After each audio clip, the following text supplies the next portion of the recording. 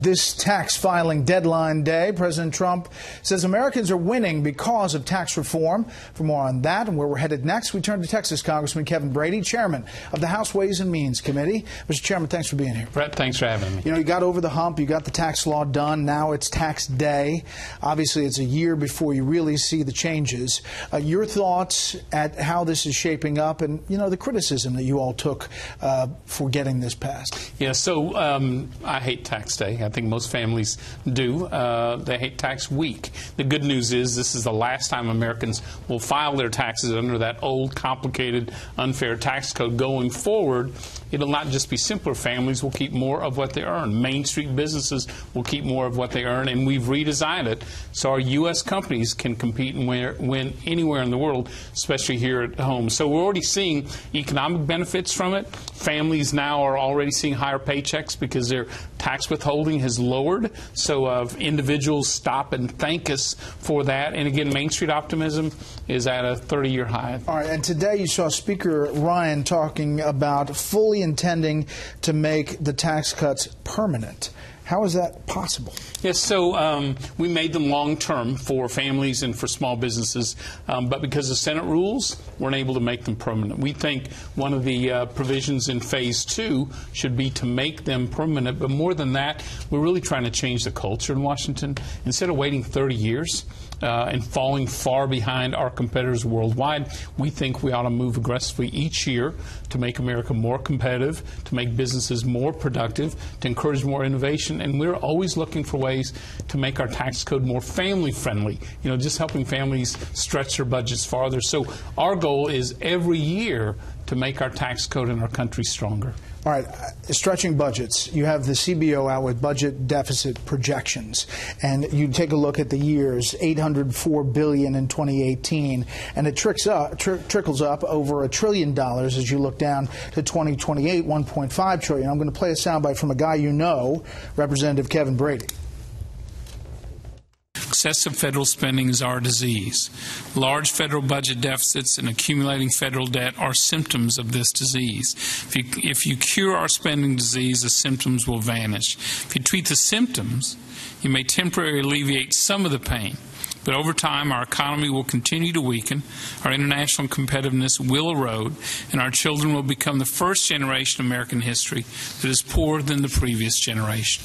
That was 2011. Still true today? It is. The CBO report, not reported by very many, is that tax revenues in America actually grew after tax reform. So it's the spending that grew faster. So my point is that we don't have a revenue problem, we have a spending problem, and that's where we need to focus our efforts. I'm convinced we could start with the rescission package of savings cuts that the President's proposing, working with Congress. Secondly, and I think this would be, a major signal to America, the House has already passed a bill last year with $1 trillion of savings in the first reforms of an entitlement Medicaid in its history. It's sitting in the Senate today, just a couple votes short. We're going to encourage the Senate to move on that bill because we think that takes a significant step forward. Speaking of the Senate, Senate Majority Leader Mitch McConnell was on with Neil Cavuto talking about that rescission effort earlier. The President, meanwhile, is looking at this $1.3 trillion spending measure, wants to rescind a lot of that spending. Mm-hmm. Are you okay with it? Well, he agreed to it. You know, he was involved in the negotiation and signed the bill. But he warned, I'm never going to do this again. Yeah, but we had an agreement with the Democrats, and I don't think so you you're can... surprised by what he said when he came out and criticized? You can't make an agreement one month and say, okay, we really didn't mean it, and come back the next month and say, oh, we really didn't mean our agreement.